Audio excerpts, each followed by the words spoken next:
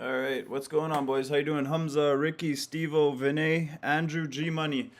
All right, so there's a lot of stuff to go over. If you were hoping the market would give us some more signals on which way we're gonna go, better luck next time, because that was very, very weird day. Our bulls in control, our bears in control. Nobody knows. The thing that is confusing right now, obviously, we had a very strong bounce. Beginning of day was a complete meltdown. What's up, Papa Ganush? How you doing? Thank you, bro. Appreciate it. Beginning of the day, complete meltdown. We V-shaped right back up. What's up, other Andrew? And SPY did go and close the gap from the day before. So the day before the Fed, we had the Fed comments. Everything's bearish. We big gap down under the 200 day, retested it, failed. Today we reclaimed the 50-day move, the 200-day moving averages at 448. So we closed above the 200. That's positive. We filled the gap. That's positive. Other than that, SPY had a double bottom as well. Very positive for the bulls I'm talking about. But the thing with this is SPY did all of this, rejected off the 8-day moving average, while QQQ is nowhere near that gap fill. So this is a very confusing time in the market. It's very hard to find direction. It might just be up and down choppy like this for a while. Like, I don't know really what the trend is right now. Obviously, a huge gap to fill all the way to $360 on QQQ. So QQQ needs another $6 move up just to fill the gap. And then we talk about higher. For me personally, again, we held the 50-day. We closed below the 21-day. We're just kind of sandwiched in here. Very, very tricky spot. What does it remind me of, kind of?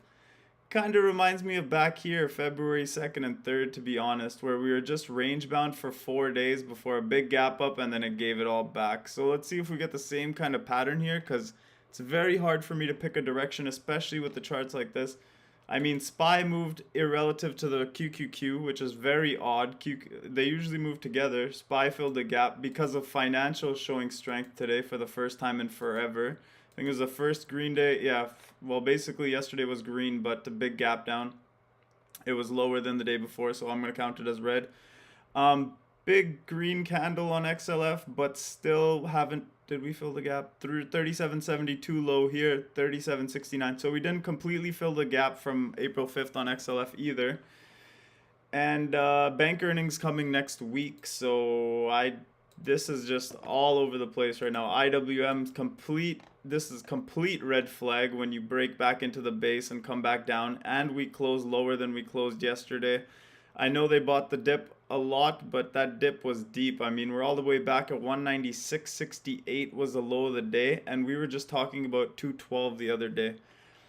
Very, very mixed action. You have to be very, very selective in what you play, especially in tech, because tech was just getting annihilated this morning. Chips were getting crushed. Indexes are all over the place. So what I'm thinking is, obviously, this whole move that we caught all the puts on was because of this VIX falling wedge here, right? Obviously, it needs a break. Look at this run up. The RSI got all the way to, where did we get to? RSI got to 81 here and 82 here. So 82 RSI, obviously we needed to cool off on the hourly. It did that, cooled off. But the thing with the VIX as well is, if you look at the daily, these are two ugly candles. We're sitting right on top of the 200-day moving average. We have a double bottom, and there's another line there as well. The 8-day moving average and the 200-day moving average are giving the VIX support here. We're rejecting the 21-day, but we're holding the 8 and 200. So which way does it go? Which does the resistance break? Does the support break? Who knows? We have to watch. Tomorrow is going to be very important. I know I keep saying that, but it's the same thing over. They're not giving us a clear trend to play off of. If you get too bearish, you get squashed. You get too bullish, you get squashed. So now I'm just basically day trading up and down. So let's just see what happens tomorrow, because obviously I told you this is a very bullish setup. Obviously it's not going to go straight up in a line, but we have popped out. The RSI has popped from oversold, and we are sideways. Stochastics show a big move up is still likely. If you guys scroll out on these stochastics, look how deep they went.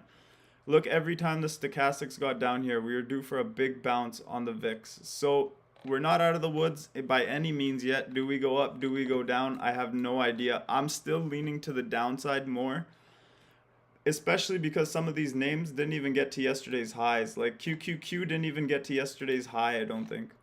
Yesterday's high on QQQ was 356.78. Today we got to 356.35. You can call it a double top if you want, but we didn't even reach yesterday's high on QQQ. Apple, same thing. AMD, same thing. AMD's high was 105.74, never got there today. Apple, no, we got to yesterday's high of day. Look at the rejection, guys. So this is for Dhruv. I have to go over this trade for him. So Dhruv, I know he just started trading with us a little while back. He's improved a lot. The thing I wanted to go over with this trade for him was Apple had a clear high of day. I clearly pointed it out in the chat. He bought puts, I believe, right here, right at the top, right at the high of the day. They went up. He didn't sell. They came back down. They poked the candle. But if you're watching a 5-minute chart or a 10-minute chart or a 15-minute chart, that high of day is not invalidated until a candle closes above there. You guys see this? One candle went above, closed below. Two candles went above, closed below. Third candle went above, closed below. There was no reason for him to exit these puts at all. His level was not invalidated. No candle closed above there. These wicks are meant to trick retail traders out of their positions. So that's exactly what happens. That happens to a lot of new traders. And just make sure your exit is confirmed. Your stop loss is confirmed before. So if any of these 4 candles closed above the high of the day, then you have a reason to exit. But none of them did. This is all trick outs. If you can't look at your screen while you're down 10%, then you should be taking profits at 10%. Because if you can't look at it, a red trade, you're not going to be like, you know what I mean? I'm not saying this like just to you, Dhruv. It's just overall, this is exactly what the market does. It gave a clear exit point to you, the high of the day.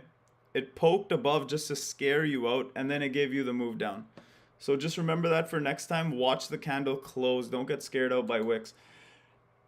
AMD, I know there's a lot of lines on this chart, but the main thing I want to take away from this AMD chart is $100 level right here, guys. $100 level. As you see back here as well. 1, 2, 3, well, multiple times here. 4, 5, 6, 7. Almost 7 times AMD has tried to break back below 100 after breaking above it. Look at this, is a huge volume shelf here. Very big support. If AMD by any chance breaks through 100, it's gonna flush very, very fast. There's a lot of stop losses underneath there. And if it gets to 100, I think the risk reward for a long is there. And it's been there for a time. So if you ever see AMD under 101 and over 100, I think the risk reward is there for a long on it. Other than that, you do not want to see it break 100. It can go a lot further down. DB is one of the bank puts I took today. I liked it. I searched through my bank watch list today. All the banks were green and pumping. No, they were all dumping. Sorry, this morning they were all dumping. I wanted to catch a piece of the action. The only one that I seen that wasn't dumping was DB. I took it about right here. Dump down, we were up a little bit. Those puts aren't going to move. They're for May. They're going to move when it gets closer to $12. Obviously, we had a nice bounce. But again, just like every other stock that I see almost, we did not bounce back to high of day. We did not get back to today's high on the bounce. Even Apple, we got there and then it rejected hard. Why is that? I don't know. Let's see what happens tomorrow. Airbnb, we hit this trade. Bookie called it out. I like the play. The one thing I didn't like about it was that we were sitting on the 200-day moving average. Got in, I think about here. Took our profits down here. And stopped out the rest right about here. So basically when I take puts, like we took the Airbnb puts for 3. Took some off at 350, took some off at 390. And then I put my stop back at 350. Because if it comes right back, I don't want it anymore. I can re-enter cheaper. So I got stopped out the rest at 350. And that's just how you have to trade. Like, why? Imagine you took 10 puts and you sold 3 here, sold 3 here. You still have 4 left, right? If those 4 go to 0 or go negative on you, it's going to take away from your gain. So always have a stop loss once your trade goes green. Do not let it go back red. Twitter is one. I took the 48 call lottos today. Why did I take them? The market was turning up. I seen Twitter on a 5-minute chart. It was a 10-minute chart actually. I seen it on a 10-minute chart around right here. I took the 48 call lottos and they immediately flew. So from 70 cents they went to like $1.30 on this pump, and then they went to like $1.50. I almost had 100% on them. I did take a bunch off. The rest I held. Let's see what happens overnight. If we get a gap up, those $78 calls will open, or $48 calls, sorry. They're already in the money, but if we gap up tomorrow, they're going to open up huge as well. And Twitter has a lot of momentum. And as you guys see, there's a 3-day rule. When a stock gaps up, if it holds that gap for 3 days, which it did today, 46.80. So it did go below the gap today, but we held it and bounced nice. Tomorrow, as long as we hold above 46.86, I think Twitter is going to be fine, and it's going to continue to run. Elon Musk joining is not a small thing. He's known to squeeze stocks. Let's go over Mara. Crypto's been overall weak. I didn't even look at crypto names yet, but as you see here, before I even start, huge supports here, guys, on Mara. $20.50, $18.30. Huge support zone. Same thing as AMD, guys. AMD has 100 to 101. That's been touched so many times. Mara, as soon as it crossed through, 1, 2, 3, 4, 5, 6, 7, 8 times it's tried this support. Never been able to break down. Right now, I would not touch it. Maybe a short down to these levels. But if it got back down to this $20 to $18 level, I would look to go long on it. It's just ranges. It's all over the market right now. It does not look bullish at all. I can't lie to you. Like Mara, this chart does not look bullish at all to me. As a matter of fact, it looks kind of like, I know the head should be bigger than the shoulders, but same thing, same concept. I mean, shoulder, head, shoulder. This should be technically bigger than the shoulders, but it's very clear what's happening here. They buy it at support. They take profits near the 50-day. Buy it at support, take profits near the 50-day. Finally got through the 50-day, and they brought it right back down. That's a big red flag, guys. Can go over Tesla for Mr. KB here. Tesla very clear on the daily, very clear support, resistance. Got rejected, came right back down. Today was a strong end. We had a gap to fill all the way to 1021, which I called the same day. Looks like we filled the gap exactly, 1021.54. Yeah, so we filled the gap and bounced very nice. And Tesla has an event tonight. Also, the 8 days at 1066. So tomorrow, if Tesla goes over 1066, we left another gap all the way up to 1087. So tomorrow for Tesla to run, 1066 break and fill gap to 1086. And that would be my game plan for Tesla. Jesus Christ. Yeah, but that's, oh my God. Sorry, it's been a long day, guys.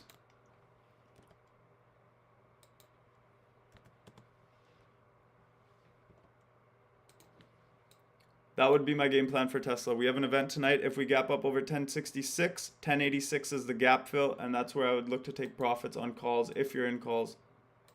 CCJ called out this morning. I absolutely love commodities, so I'll go over that one as well. As you guys see here, $30.50 was the last fib. We closed on top of it. So now, where's the next level? $38. I'm very bullish commodities. If you're long commodities, I'm very happy for you. Every single commodity on my list was green today.